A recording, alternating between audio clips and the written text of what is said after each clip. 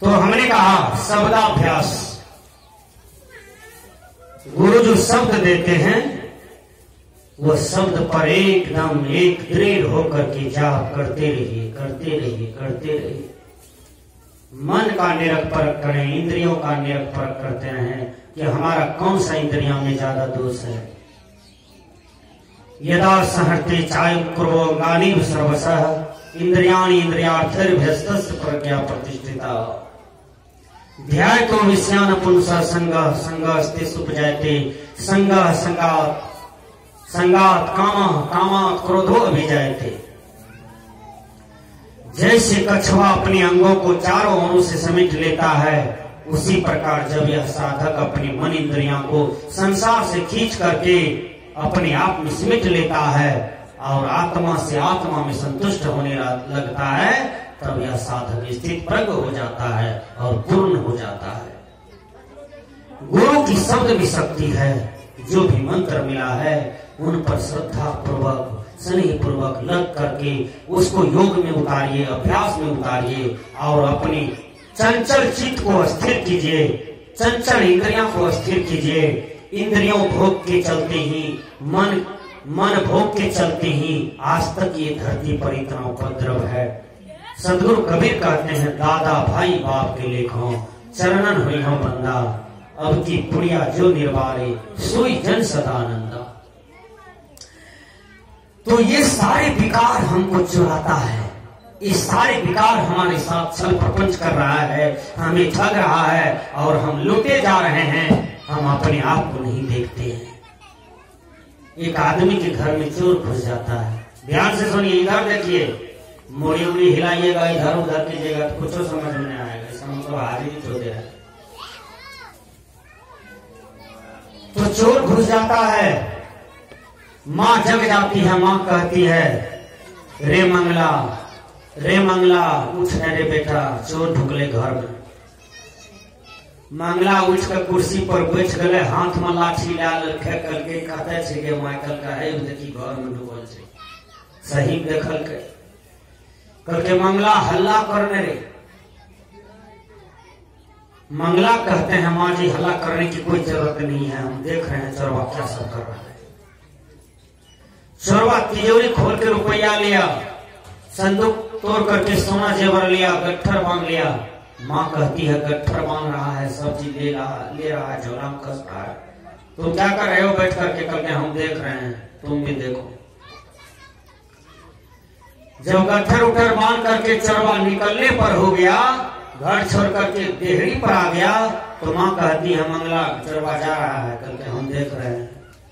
जब चोरवा रोड पर आ गया, कल के चोरवा रोड पर आ गया, अब बेहल्ला करो, करके हम देख रहे हैं। जब चोरवा भाग गया स्पीड से, कल के चोरवा तो भाग रहा है, दौड़ रहा है, करके हम देख रहे हैं। बुढ़िया को उठ गया, गुस्सा दिया 2 लाठी चोरवा को, कल के इसलिए तुमको हम जगाए थे। खाली देख रहे हैं, देख रहे हैं, देख रहे हैं। तो ये सारे विकार आपको चुरा रहे हैं और आप देख रहे हैं। कोई संत महात्मा कहता है, जगाता है, तो आप कहते हैं हाँ बाबा, हाँ बाबा, हाँ बाबा, लेकिन खुट्टा बांधो अपने द्वार पर। खुट्टा बांधो अपने द्वार पर। जो जन्म जन्मांतर से संस्कार है उसको नहीं छोड़ रहे हैं, इसलिए जीवन में परेशानियां है। शब्दाभ्यास, शब्द का अभ्यास हो, निरंतर अभ्यास हो, प्रतिदिन अभ्यास हो। जैसे दांत गंदा होता है तो ब्रश करते हैं तो मन साफ हो जाता है। आंख नाक कान गंदा होता है, पानी से साफ करते हैं तो मन साफ हो जाता है। उसी प्रकार ये मायावी दुनिया में रहते रहते माया का आवरण पड़ जाता है, चित्त पर, चेतन पर, आत्मा पर आवरण पड़ जाता है। इस आवरण को धोने के लिए ज्ञान रूपी साबुन चाहिए, विवेक रूपी साबुन चाहिए और सत्संग चाहिए, तब आपके जीवन का मलिनता मिटेगा। भीड़ कहाँ होती है? मैं निवेदन करता हूं, टीवी के पास बहुत भीड़ होता है, देखिएगा। नाच में भीड़ होता है, सिनेमा में भीड़, ड्रामा में भीड़, भालू वाला के पास भीड़, मेला में भीड़, हटिया में भीड़, साग पात वाला के पास भीड़, लेकिन जहां सोना बिकता है वहां भीड़ भीड़ नहीं होती है। क्यों नहीं होता है? क्योंकि पूंजी नहीं है, इसलिए भीड़ नहीं होती है। जिसको पूर्व जन्म का पूंजी है वो सत्संग पंडाल में बैठे हैं, बिन बुलाए बैठे हैं। जिसको पूर्व जन्म का पूंजी नहीं है वो अभागा सत्संगी को सत्संगी कहता है, बाबा जी को ताबाजी कहता है और सत्संग को ही विरोध करता है। विचार कीजिएगा, निगोरा क्या जाने सत्संग की हाल को, जन्म जन्मांतर से निगोरा है। वो संत रस को क्या जाने, वो राम रस को क्या जाने, वो अमृत रस को क्या जाने। तो हमने कहा शब्दाभ्यास, ये संसार बहिरे के स्वरूप हैं। सत्य बात नहीं सुनना चाहता है। आप जब सत्संग में आते हैं तो बहुत लोग कहते हैं कहां जा रहे हैं, तो आपने कहा सत्संग में, तो आप कहते हैं चलन बहन, चलन भैया। तो वो क्या कहता है, हमारा उम्र नहीं हुआ है, ऊपर वाला का कृपा नहीं है, हमको काम से फुर्सत नहीं है। ये 3 बात अड़ाता है। सही बात है। एक दिन ऐसा फुर्सत निकलता है, खाने के लिए बैठा, एक कर भी मुंह में नहीं लिया, गिरा पीढ़िया पर से दम टूट गया। मकई खेते में लगल है, बैंक का रुपया बैंके में रह गया, किसी से दर्शन भी नहीं हुआ और सब कुछ छोड़ करके बस सुगना एक ही क्षण में चला जाता है। बोलो अब कैसा फुर्सत मिला? अरे लाश, अरे मुर्दा, जगो एक बार, देखो द्वार देहरी पर तुम्हारा सर्वस कौन लुटता है, तुम्हारे घर में कौन आएगा डकैती करने के लिए, अब तो उठो मुर्दा। सदगुरु कबीर को बड़ा असर लगता है। जो लोग कहते हैं हमें फुर्सत नहीं है सत्य काम के लिए, ईश्वर के काम के लिए, भगवान के काम के लिए, गुरु के काम के लिए, कल्याण वाला काम के लिए हमें फुर्सत नहीं है। जब तक है जिंदगी फुर्सत न होगी काम से। अब कुछ ऐसा समय निकालो, प्रेम कर लो भगवान से। विचार कीजिएगा, एक चौकीदार साहब जा रहा है, एक लड़का हल चला रहा था। चौकीदार कहते हैं जी हमको बराहरा जाना है, ये एक बढ़िया रास्ता जाएगा। तो वो लड़का कहता है 1 बरत ससुर जी दिया है, 1 बरत सोमवार को खरीदे हैं हम 14,000। वो लड़का कान से सिलेट था, पत्थर था, साफ बहरा था। चौकीदार 7-8 बार पूछता है, लेकिन लड़का वही जवाब दिया कि 1 बरत ससुर जी दिया है, 1 बरत सोमवार को 16,000 में खरीदे हैं। उस छोरा को मने मन ज्ञान हुआ कि बोध हुआ कि लगता है चौकीदार पुलिस है, हमको कहता है तुम चोरा के लाया है। वही जवाब दे रहा था बहरा। चौकीदार को गुस्सा हो जाता है। चौकीदार लाठी खींचा साइकिल पर से, 1 लाठी दिया चौतर पर कड़कड़ा के, छोड़ा हर का लगना छोड़ दिया, आर पर बैठ करके रोने लगा। माँ को देर हो गई थी जलखै लाने। बूढ़ी आई, फटाफट जलखै खोल के दिया, पानी दिया, कहा बेटा खाओ, देर हो गया इसलिए तुम रो रहे हो, हम समझ रहे हैं। छोरा खेबो करता था, सुसवा सुसवा को सब बात माँ को बोल रहा था।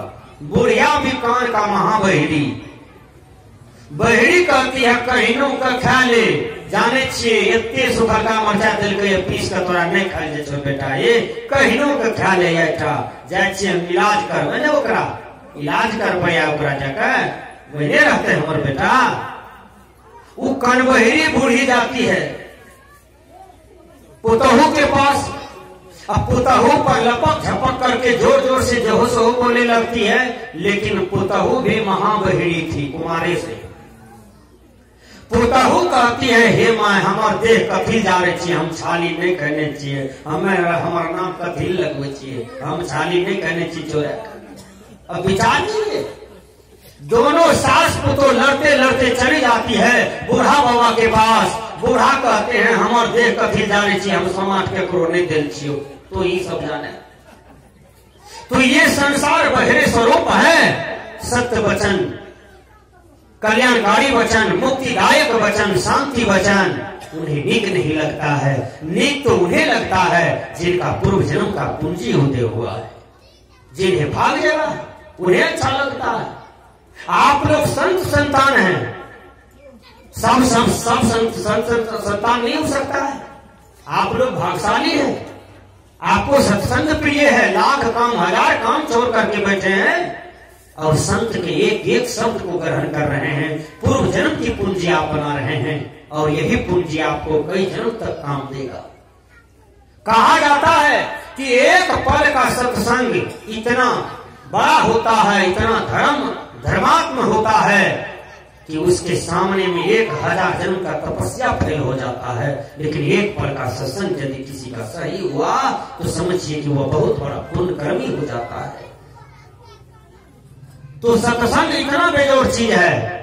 यह सत्संग में नहीं आते हैं अमीर सब लोग, सेठ साहूकार, बड़े बड़े जो समाज में इन्हें गिने जाते हैं।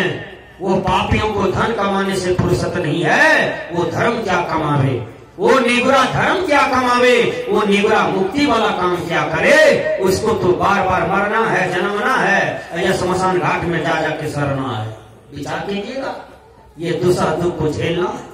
बाबा मिही के आंख में आंसू आता है, कबीर साहब के आंख में आंसू आ रहा है, भगवान बुद्ध के आंख में आंसू आ रहा है कि मेरे भाइयों जगो, उत्तिष्ठित जागृत, क्षुरस धारा प्राप वारण निबोधता, निशिता नृत्या दुर्ग पथस्तको वदंती। उठो जागो, किसी सच्चे संत महापुरुष के चरण में जाओ और जाकर के अपने जीवन का कल्याण करो।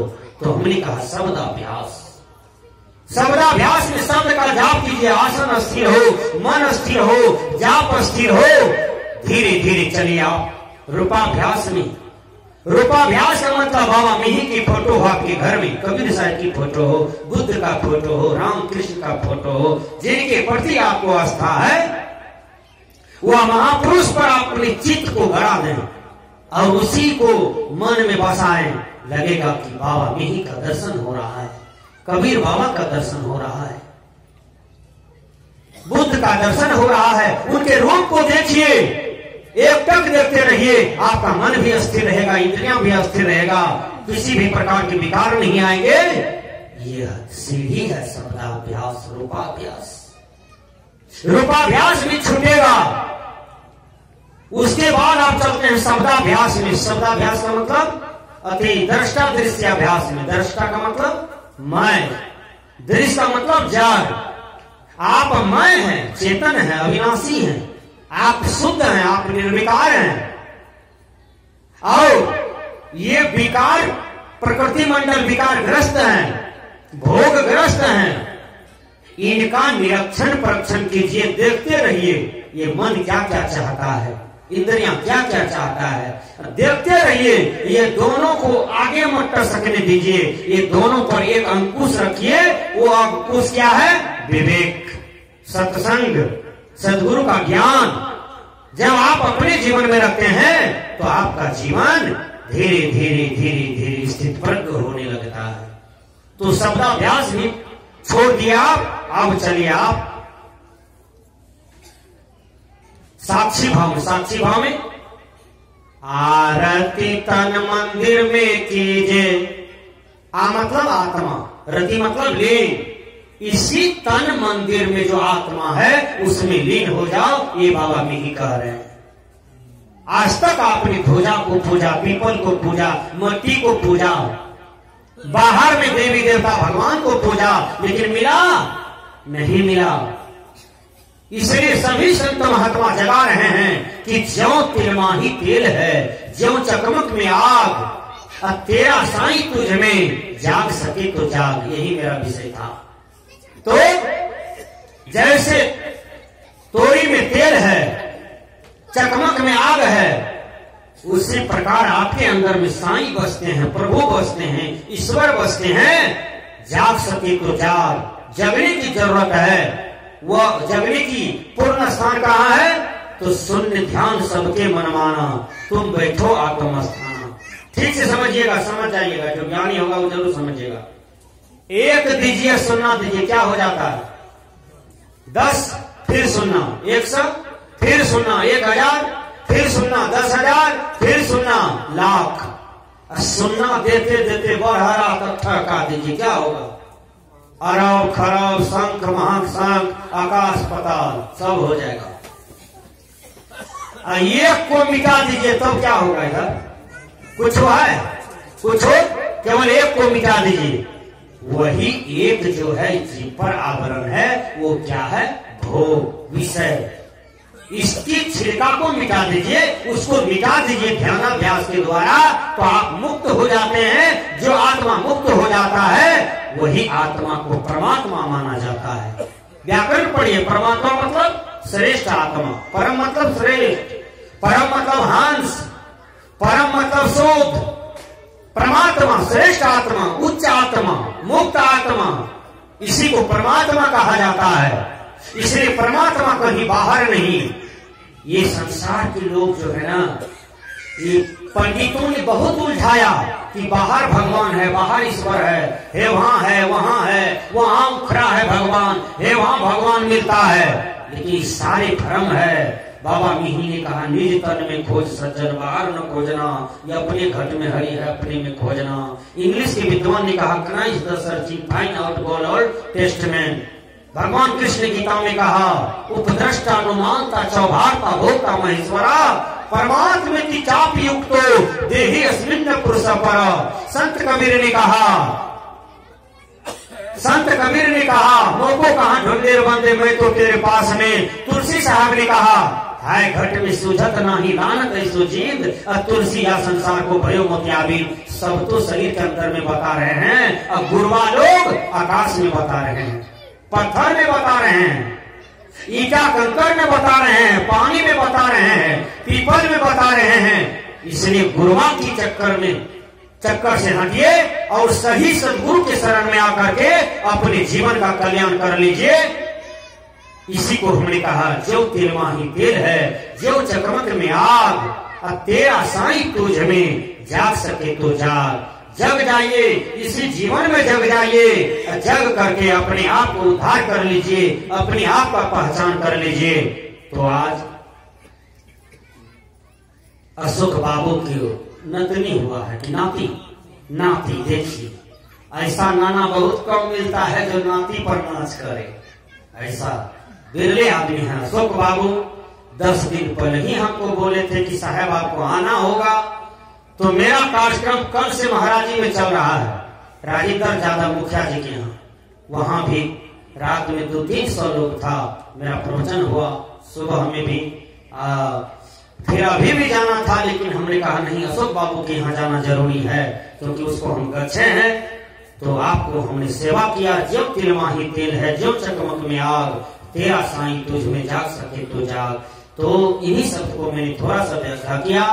फिर मौका मिलेगा तो व्याख्या करेंगे। आइए, हमारे श्रेष्ठ संत हैं, हमसे बड़े गुरु भाई श्री भूपनारायण साहब जी, उनके कुछ विचार सुनते हैं, उसके बाद आरती होगी, फिर कार्यक्रम शुरू होगा। श्री सद्गुरु महाराज की जय।